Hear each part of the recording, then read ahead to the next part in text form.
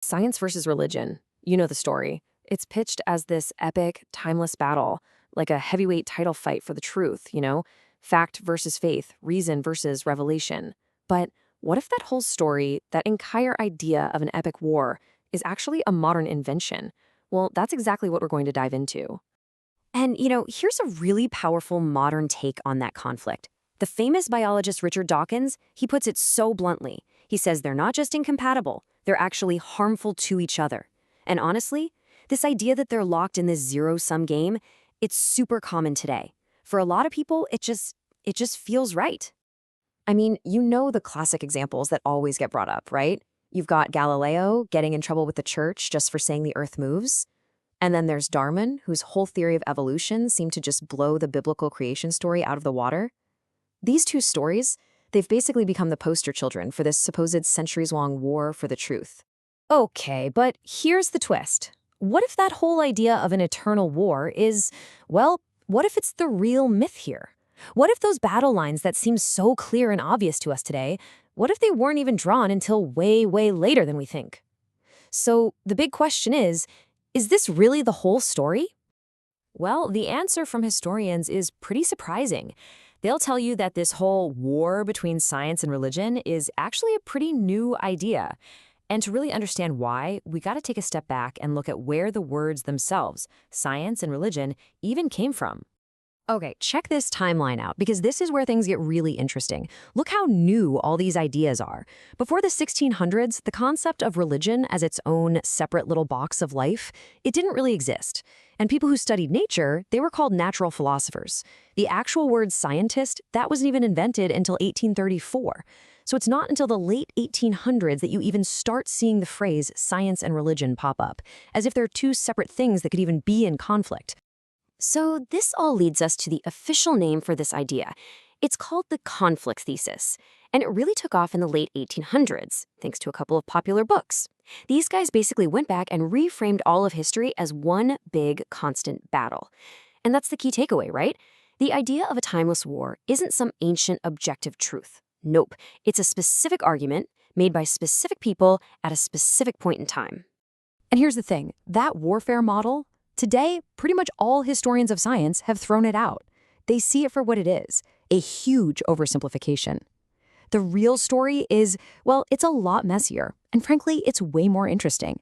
It's filled with cooperation and inspiration and healthy debate, not just this one-note story of constant war. Okay, so if conflict is just one tiny piece of the puzzle, then what does the bigger picture actually look like?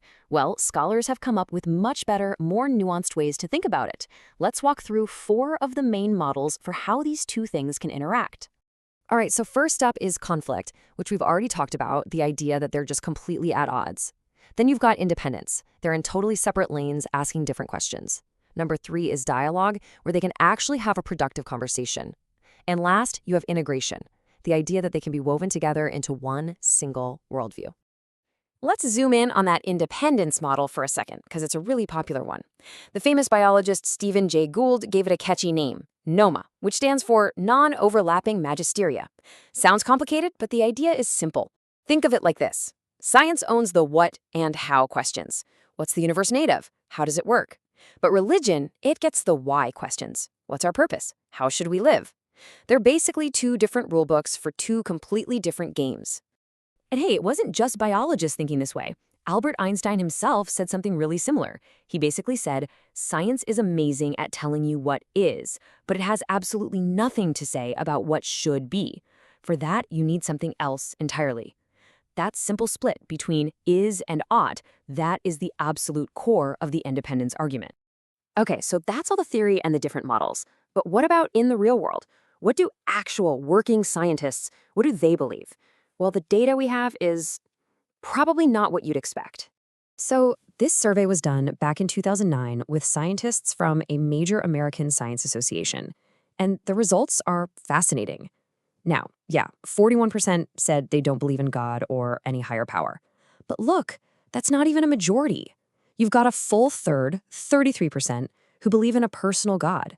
And then another 18% who believe in some kind of higher power or universal spirit. So let's just do the math there for a second. That adds up to 51%, over half. Over half of the scientists surveyed believe in God or some kind of higher power. I mean, that one fact right there just completely shatters the stereotype that all scientists are atheists, doesn't it? The real picture is so much more diverse. But wait, because this next number might be the most shocking one of all. A sociologist looked specifically at scientists who are also evangelical Christians, a group that's often painted as being totally against science. And she found that a whopping 85% of them see absolutely no conflict between their faith and their science. 85%. So where does all this leave us?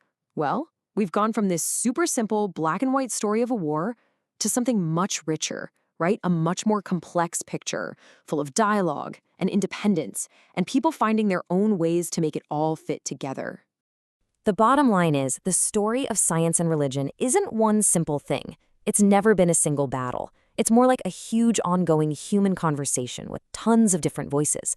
You've got deeply religious people who are pioneers of science, and you've got skeptics who are incredibly spiritual, and pretty much everything you can imagine in between.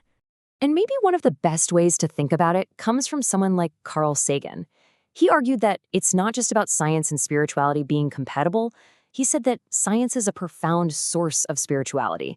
For him, learning about the vastness of the cosmos or the incredible complexity of life, that wasn't something that killed wonder. That was the wonder.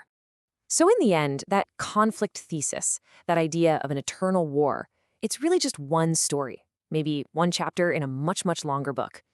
The real relationship has always been this shifting, complex thing, a mix of conflict, sure, but also dialogue and deep integration. And all of this leaves us with a really fascinating question to ponder. If this relationship has never stood still, what's it going to look like next?